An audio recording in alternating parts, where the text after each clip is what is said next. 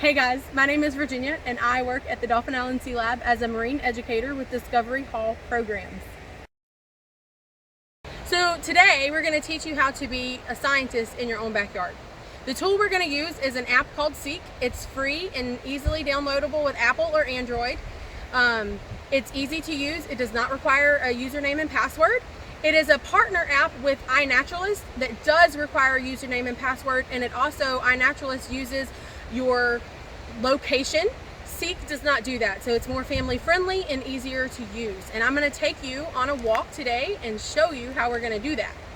So come follow me. I'm going to take you on a walk and we'll see what we can identify on Seek. Just for clarification, when I said that Seek does not use your location data, I should have said that it does not post your location data to anyone unless you post it to iNaturalist.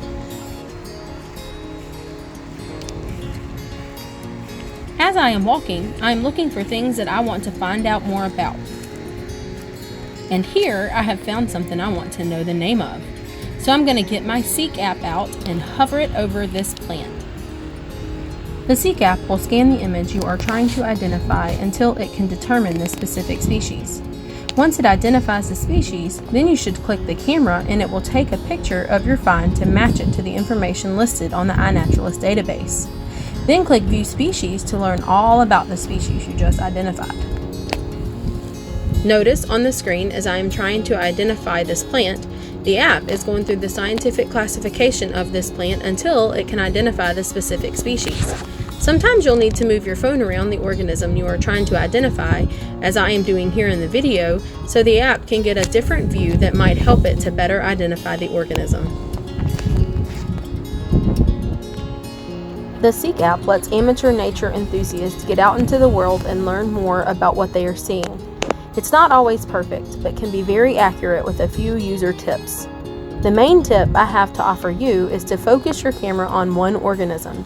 If you point your screen at an area with too many species for the artificial intelligence to know which one you want to identify, it can give you a misidentification or not be as specific as you'd like.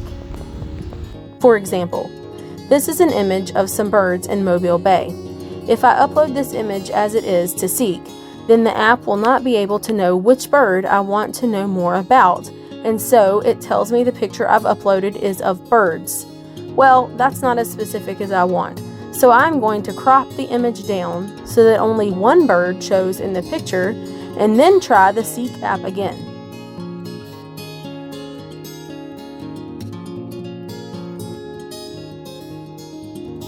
Once I narrowed the picture down, the app was able to identify this bird as a brown pelican.